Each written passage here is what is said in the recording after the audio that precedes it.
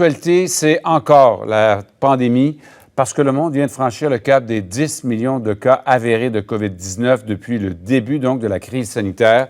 Le plus récent bilan établi par l'Institut américain Johns Hopkins fait état d'un peu plus de 499 000 morts sur la planète. Les États-Unis restent le pays le plus touché avec 125 000 décès. Alors, parlons de tout ça avec le Dr Carl Weiss, microbiologiste infectiologue qu'on retrouve tout de suite en direct. Dr Weiss, bonjour. Merci d'être avec nous sur les ondes de LCN. Bonjour. Je sais que vous êtes très occupé, donc on va prendre quelques minutes seulement de votre temps aujourd'hui. Ces chiffres-là nous montrent une chose. Là, ça continue de se répandre et ce sont quand même des chiffres qui font peur, là. Ben, écoutez, juste pour vous donner une idée, d'abord, il faut faire attention avec ces chiffres-là parce que tous les pays ne rapportent pas tous les cas. Donc, on sait qu'il y a des pays où la validité de ce qui est rapporté est peut-être mise en doute, mais quand même, si vous avez 10 millions de cas, c'est qu'il faut vous imaginer qu'il y en a peut-être 10 fois plus. Donc, il y a probablement 100 millions de personnes qui ont été infectées sur la planète. Et donc, on vient d'atteindre une espèce, si vous voulez, de ligne importante. Ce qu'il faut savoir aussi, c'est qu'au mois de mars de cette année, donc c'est pas si loin, on parlait d'à peu près 115 000 cas prouvés. Donc, même s'il y en avait beaucoup plus, mais vous avez vu, on est passé de 115 000 à 10 millions de cas. En tout cas prouvés. De la même façon, on a quasiment atteint 500 000 morts. Là encore, on en a probablement beaucoup plus parce qu'il y a des pays qui n'ont pas tout rapporté ou qui ne l'ont pas fait de façon judicieuse, de façon volontaire ou pas. Donc encore une fois, on est probablement à certainement un nombre de morts beaucoup plus élevé que ça. Donc il faut se rendre compte que même si on était à 1 million ou 2 millions de morts et 100 millions de cas, c'est beaucoup. C'est quelque chose qui s'est passé très très vite. C'est clair que la majorité des cas n'étaient pas très malades non plus, donc il faut quand même le souligner, mais il y a quand même eu un prix à payer qui était assez élevé. Et si on s'était parlé il y a un an et je vous avais dit quelque chose comme ça, vous m'auriez dit, bon, c'est bon pour un livre de science-fiction, votre affaire. Quand on regarde aussi l'évolution de la situation selon les endroits différents dans le monde, on pense par exemple à l'Europe qui a été frappée avant l'Amérique du Nord. Et maintenant, la situation semble se résorber là-bas, dans la plupart des pays, pas partout, mais on semble avoir réussi à baisser de façon significative la fameuse courbe. En Amérique du Nord, on regarde la situation aux États-Unis. Je veux dire, il y a de quoi s'inquiéter, là. C'est rouge presque partout, là. Ouais, la situation aux États-Unis est très particulière parce que c'est devenu, je dirais, plutôt une quasi-discussion philosophique qui est en arrière de cet aspect-là.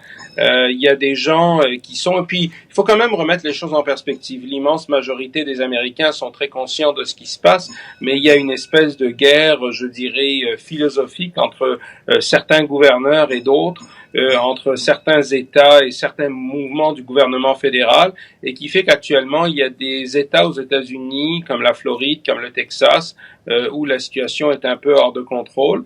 Et même si la majorité des gens, comme on le voit en Floride, encore une fois, sont des gens peu malades, sont des jeunes, il n'empêche que les unités de soins intensifs dans la région de Miami, par exemple, sont quasiment à leur état maximal de saturation.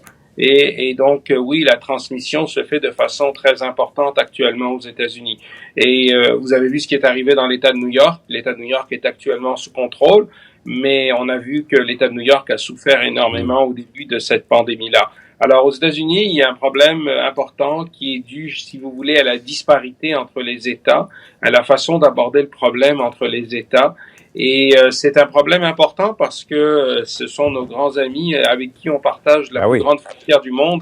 Et si à un moment donné on commençait à ouvrir plus les frontières, c'est clair que on va falloir voir qu'est-ce qu'on va faire avec ça. En terminant, un mot sur les taux de mortalité. C'est-à-dire que quand on regarde, par exemple, la situation aux États-Unis, au pire de la crise dans l'État de New York, c'est des centaines de morts, jusqu'à 1000 morts par jour. Ici au Québec, nous, on se compare avec la Floride. On a plus de morts au Québec qu'il y en a eu en Floride jusqu'à présent. Est-ce qu'il est possible, par exemple, si ce sont surtout des jeunes qui sont touchés, comme il semble être le cas actuellement, selon ce qui nous est rapporté, qu'il y a beaucoup de cas, mais il y a peut-être moins de mortalité que ce qu'on a vu précédemment?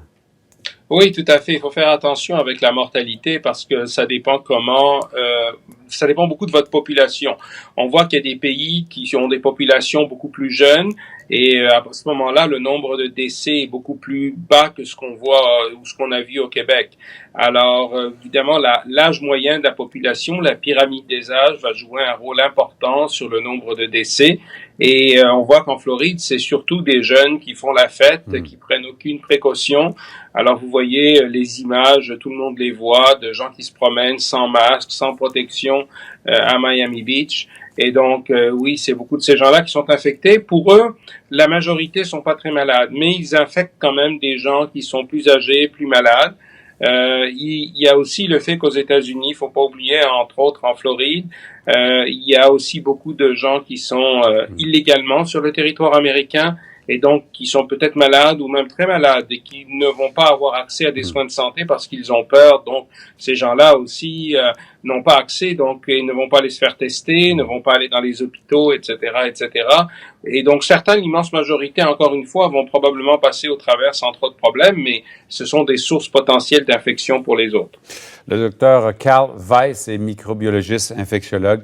Nous parlait justement en direct de son hôpital aujourd'hui où il est de garde. Merci beaucoup, docteur, et bonne journée à vous. Là. Bonne journée. Au revoir.